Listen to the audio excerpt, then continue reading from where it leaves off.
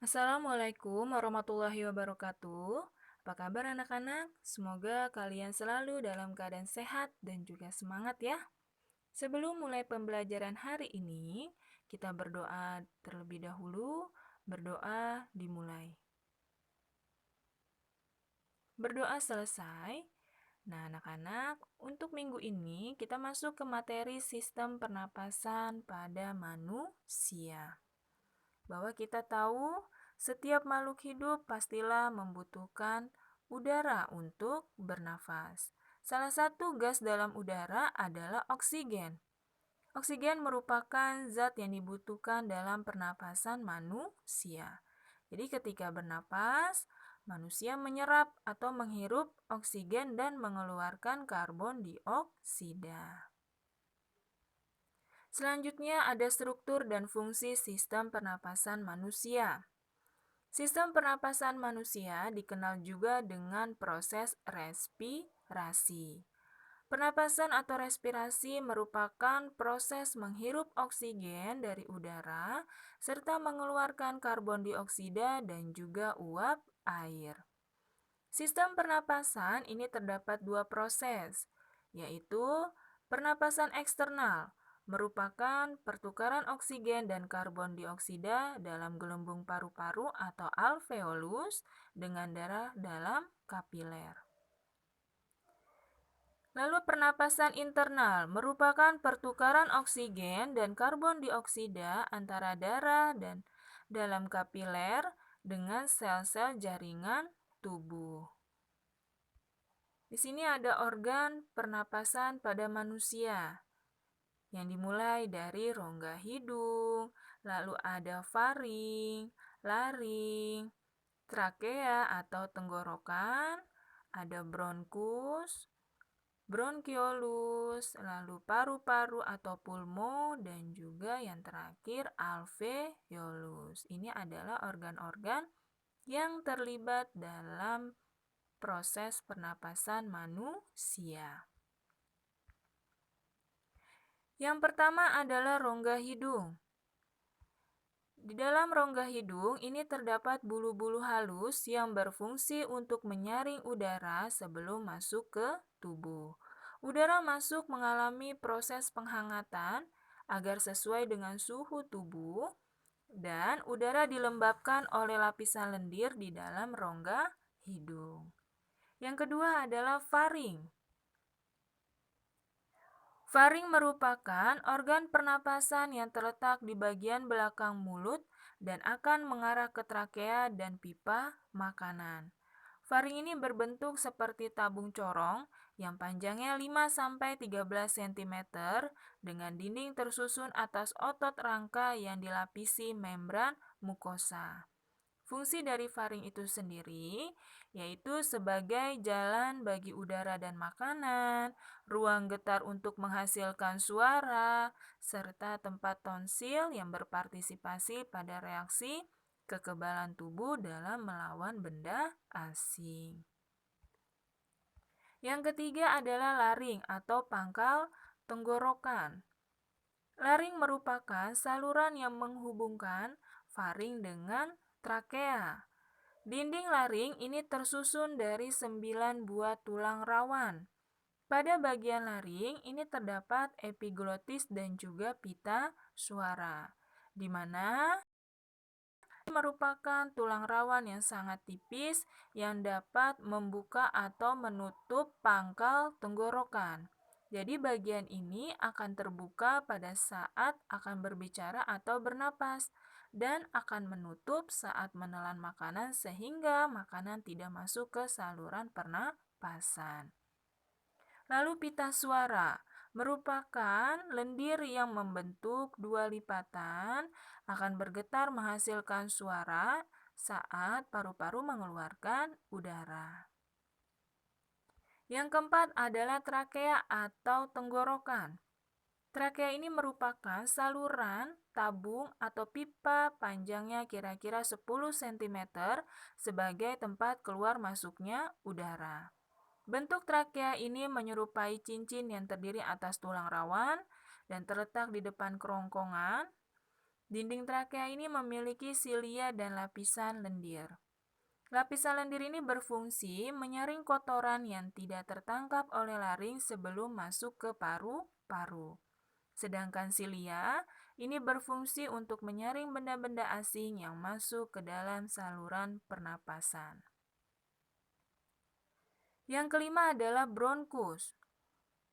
Bronkus ini merupakan cabang tenggorokan yang bersambung ke bagian kanan dan kiri paru-paru. Susunan tulang rawan bronkus tidak teratur, yaitu berselang-seling antara tulang dan juga otot. Bronkus ini berfungsi sebagai penyaring udara sekunder. Jaringan epitel pada dindingnya akan menghasilkan lendir yang dapat menangkap kotoran yang ikut masuk bersama udara. Yang keenam yaitu bronkiolus atau cabang dari bronkus. Bronkiolus ini berfungsi menghubungkan bronkus dengan alveolus dan banyak mengatur udara yang dapat didistribusikan ke paru-paru melalui mekanisme dialitas atau melebar dan kontraksi atau menyempit. Bronkiolus ini akan bercabang menjadi saluran yang semakin halus, kecil, dan dindingnya semakin tipis. Ujung bronkiolus ini terdapat banyak sekali gelembung udara kecil atau yang disebut dengan alveolus. Lalu yang ketujuh adalah paru-paru atau pulmo. Paru-paru ini terletak pada rongga dada manusia. Antara rongga dada dan rongga perut ini terdapat sebuah pembatas yang disebut dengan diafragma. Ukuran paru-paru kanan lebih besar dibandingkan dengan paru-paru kiri. Paru-paru ini dibungkus oleh selaput tipis yang disebut pleura. Jadi pada paru-paru kanan ini terdapat 3 lobus, sedangkan paru-paru kiri terdapat 2 lobus. Dan yang ke-8, yang terakhir adalah alveolus. Kalian bisa lihat ya anak-anak gambarnya di atas. Alveolus itu yang bentuknya gelembung-gelembung kecil. Ini merupakan tempat terjadinya pertukaran gas oksigen dan karbon dioksida antara darah dengan udara bebas. Selanjutnya kita masuk ke mekanisme pernapasan manusia.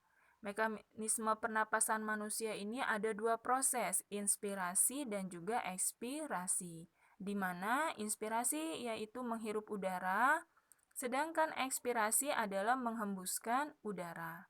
Mekanisme pernapasan ini ada pernapasan dada dan juga pernapasan perut. Ingat, pernapasan dada itu adalah melibatkan otot antar tulang rusuk. Sedangkan pernapasan perut melibatkan otot diafragma.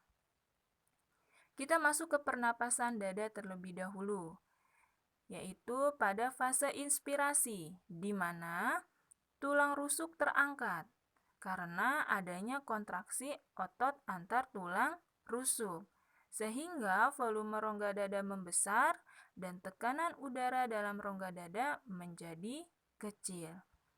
Lalu udara masuk. Sedangkan pada fase ekspirasi ini kebalikan dari fase inspirasi. Tulang rusuknya turun karena otot antar tulang rusuk berelaksasi. Sehingga volume rongga dada mengecil, tekanan udara dalam rongga dada membesar. Lalu udaranya keluar. Selanjutnya adalah pernapasan perut. Pada fase inspirasi, di mana otot diafragma berkontraksi. Diafragmanya mendatar, volume rongga dadanya membesar, sehingga udara masuk. Nah, ini adalah bagian diafragma ya.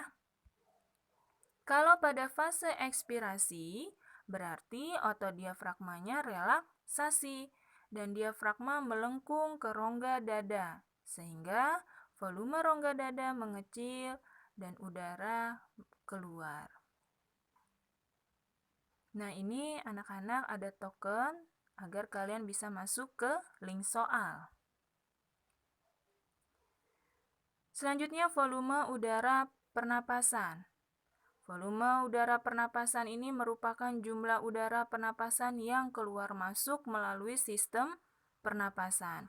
Umumnya, volume udara pernapasan ini berkisar 500 sampai 3.500 ml.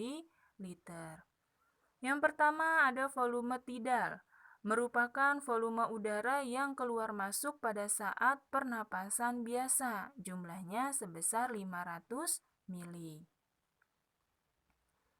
Yang kedua adalah volume cadangan inspirasi atau udara komplementer. Merupakan udara yang masih dapat masuk secara maksimal setelah melakukan inspirasi biasa. Jumlahnya sebesar 1.500 ml.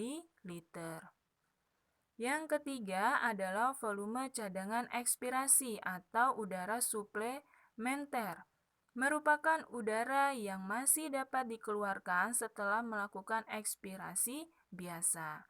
Jumlahnya sama, yaitu 1.500 ml. Dan yang keempat adalah volume residu. Merupakan udara yang masih tersisa di dalam paru-paru setelah melakukan ekspirasi maksimal. Jumlahnya sebesar 1.000 ml. Yang kelima yaitu kapasitas vital. Ini merupakan penjumlahan dari volume tidal ditambah volume cadangan inspirasi dan cadangan ekspirasi yang jumlahnya mencapai 3.500 ml.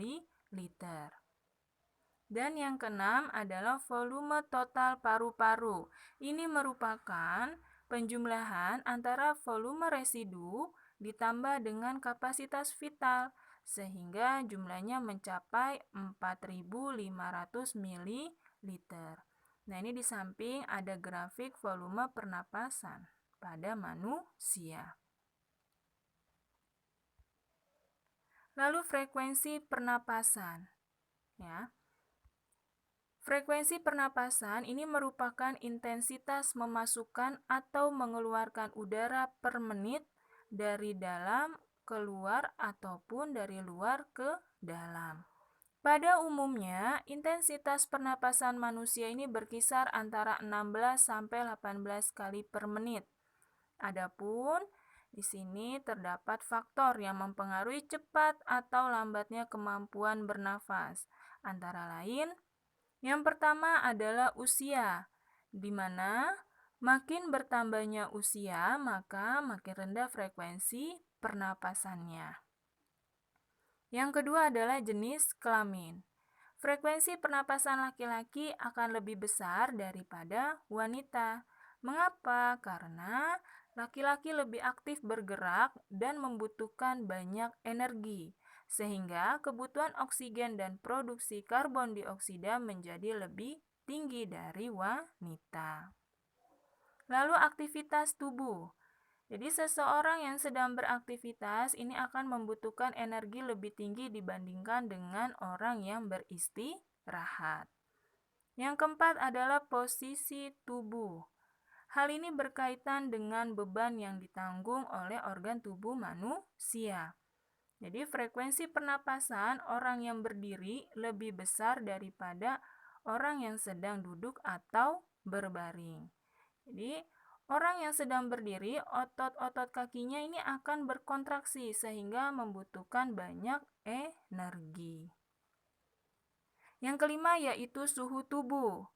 Makin tinggi suhu tubuh seseorang, maka akan makin besar frekuensi pernapasannya. Hal ini berkaitan dengan kecepatan metabolisme seseorang.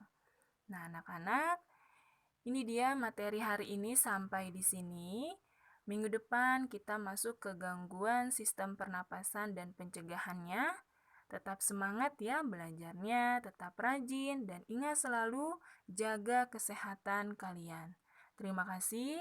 Assalamualaikum warahmatullahi wabarakatuh.